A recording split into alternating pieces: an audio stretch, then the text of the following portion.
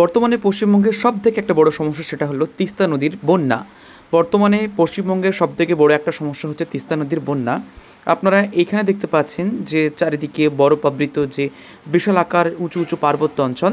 আসলে এই উঁচু উঁচু পার্বত্য অঞ্চলের উপরেই সাদা সাদা যেগুলো মনে হচ্ছে সেগুলো বরফ, এবং সেই বরফগুলো গলে গিয়ে ঠিক এরকম জায়গাতে জমা হয়েছে এবং জমা হয়ে ঠিক এইখান থেকে কিন্তু তিস্তা নদীর উৎপত্তি হয়েছে।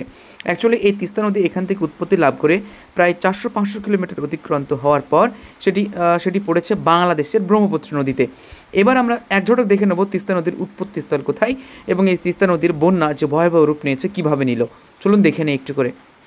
এখানে এক ঝলক আপনারা দেখতে পাচ্ছেন, এটা হচ্ছে তিস্তা নদীর উৎস। তিস্তা নদী মূলত পাওহনরি জমহিমবহ, এবং এখানে রয়েছে গুরু দোমং হ্রদ থেকে, চোলামো হ্রদ থেকে এটির উৎপত্তি হয়েছে। কোথায়? সিকিমের ছোলামো হ্রদ থেকে তিস্তা নদীর উৎপত্তি হয়েছে। তিস্তা নদীকে উত্তরবঙ্গের ত্রাসের নদী বলা হয় এবং এর অবস্থান হচ্ছে সিকিম এবং ভারত, এবং বাকি অংশটুকু যেটি ব্রহ্মপুত্র নদীর সাথে বাংলাদেশের কাছে মিশেছে, এবং এর মোহনা হচ্ছে ব্রহ্মপুত্র নদী। এর রয়েছে ফুলছড়ি উপজেলা, গাইবান্ধা, বাংলাদেশ। এবং বাকি বিস্তারিত তথ্য জানাচ্ছি যদি। মূলত এটাই হচ্ছে তিস্তা নদী, এবং এই তিস্তা নদীর চারিদিকে আপনারা দেখতে পাচ্ছেন ঘন ঘন যে সবুজ অংশগুলো রয়েছে, আসলে এইগুলো হচ্ছে গাছপালা।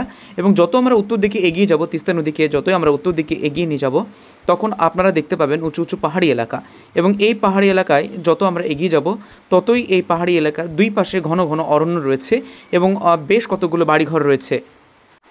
এই তিস্তা নদীর দুই পাশে ঘন জঙ্গল রয়েছে, এবং এইখানে রয়েছে লাভার্স বিচ।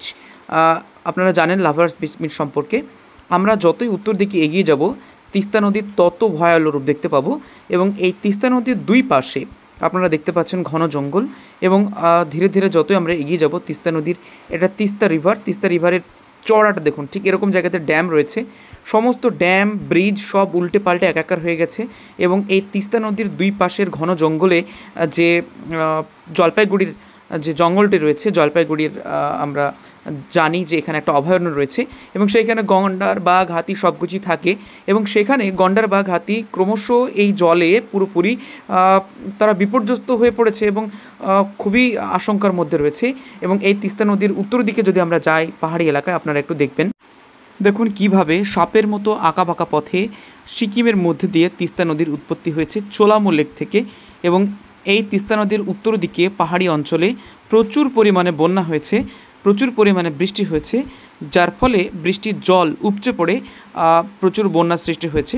এই তিস্তা নদীকে বলা হয় আমাদের ত্রাসের নদী, এবং আশেপাশে যে জায়গাটি দেখতে পাচ্ছেন এটা প্রচণ্ড ভয়ানক রূপ তৈরি করেছে, এবং উত্তরে